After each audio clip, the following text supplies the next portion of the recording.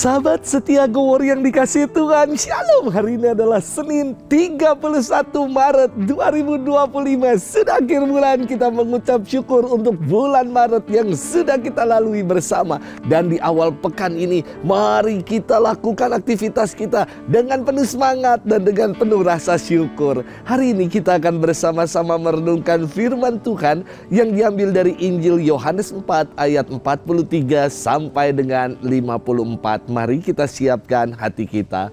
Terpujilah Kristus Tuhan, Raja mulia dan kekal. Carilah yang baik dan jangan yang jahat, supaya kamu hidup. Dengan demikian Allah akan menyertai kamu.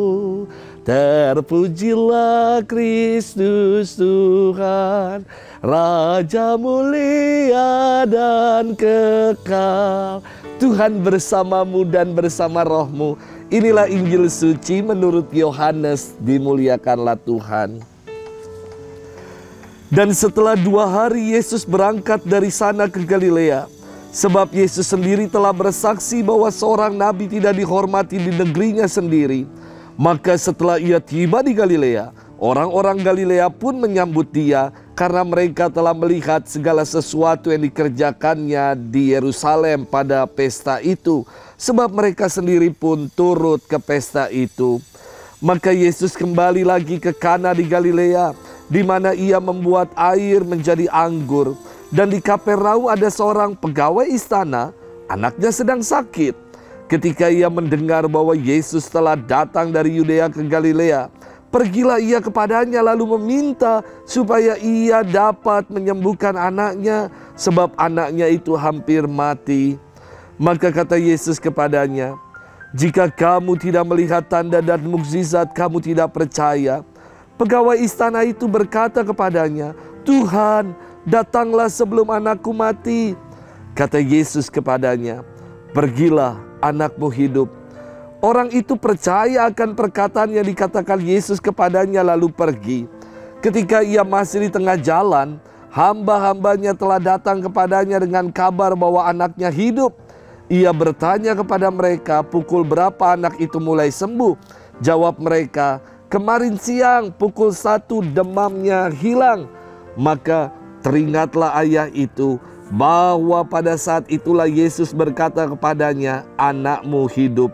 Lalu ia pun percaya, ia dan seluruh keluarganya. Dan itulah tanda kedua yang dibuat Yesus ketika ia pulang dari Yudea ke Galilea. Demikianlah sabda Tuhan. Terpujilah Kristus. Sahabat setia Go Warrior yang dikasihi Tuhan, Shalom. Suatu hari ada anak dari karyawan gereja yang hidungnya kemasukan mainan. Namanya juga anak-anak. Lagi nyoba-nyoba masukin mainan ke dalam hidung. Dan dia tiba-tiba mainan itu nyangkut ada di dalam hidungnya. Dan karyawan ini panik menghubungi saya. "Romo, tolong dong Romo. Anak saya nih kemasukan benda mainan di dalam hidungnya." Lalu saya mikir, siapa ya umat yang profesinya sebagai dokter THT? Saya buka biduk basis integrasi umat keuskupan. Syukurlah ada dokter THT yang memasukkan data dengan lengkap dan valid. Kemudian saya menghubunginya dan akhirnya anak karyawan ini bisa tertolong. Puji Tuhan. Sahabat setia Go Warrior yang dikasihi Tuhan. Firman hari ini berkisah tentang mukjizat penyembuhan yang dibuat Yesus kepada seorang anak pegawai istana. Yang menarik dari kisah mukjizat ini adalah penyembuhan yang dibuat oleh Yesus melalui iman dari ayah ini. Yesus berkata kepadanya, "Jika kamu tidak melihat tanda dan mukjizat, kamu tidak percaya." Tetapi ayah ini yang meminta Yesus datang ke dalam rumahnya sebelum anaknya itu mati.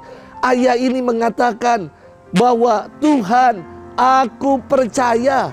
Ketika Yesus mengatakan, "Pergilah, anakmu hidup." Dan pegawai istana ini sungguh pulang dengan imannya, meyakini akan sabda Yesus yang hidup, yang benar itu. Dan betul, sungguh didapati bahwa anak itu telah sembuh, persis seperti Yesus mengatakan, "Pergilah, anakmu telah sembuh." Sahabat setia Gowor yang dikasihi Tuhan, iman itu berakar kata Ibrani aman, yang artinya yakin, percaya, dan mau mengandalkan Tuhan sepenuhnya. Firman hari ini mengajarkan kita akan iman dari pegawai istana yang sungguh-sungguh meyakini Tuhan. Dan iman itulah yang berbuah pada keselamatan bagi anaknya yang dikatakan hampir mati itu. Pertanyaan untuk kita renungkan, bagaimana dengan iman kita? Terkadang kita beriman menuntut bukti dan tanda mukjizat dari Allah. Tidak salah mengimani Tuhan dengan menuntut bukti tanda. Namun jangan sampai tuntutan-tuntutan kita itu membuat kita meragukan kemahakuasaan Allah. Beriman itu artinya mau meyakini sepenuhnya, mau percaya seutuhnya tanpa embel-embel apapun.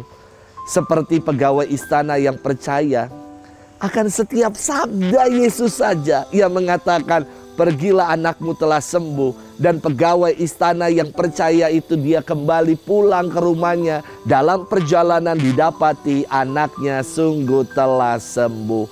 Maka jangan lagi ragu, jangan lagi menuntut ini dan itu. Percaya akan kuat kuasa Tuhan, itulah iman yang sejati. Selamat bermenung. Tuhan memberkati kita selalu, Bapa dan Putra dan Roh Kudus. Amin.